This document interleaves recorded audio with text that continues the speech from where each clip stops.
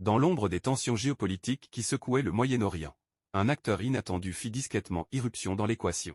Ibrahim Traoré, président de la transition burkinabé, silhouette énigmatique dont les convictions panafricanistes allaient, dans cette fiction, transcender les frontières du continent. Lorsque l'Iran, frappé dans ses bastions diplomatiques, lança sa riposte contre Israël dans un assaut coordonné mêlant missiles de précision, cyberattaques et frappes symboliques, peu savaient que, bien au sud de la Méditerranée, un fil invisible s'était tissé entre Téhéran et Ouagadougou.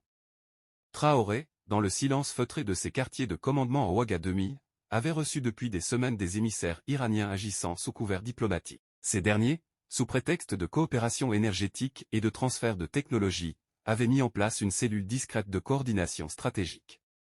Car ce n'était pas tant une alliance militaire classique que l'ébauche d'un nouveau front idéologique, celui d'un Sud global qui, dans cette fiction, décidait de ne plus subir.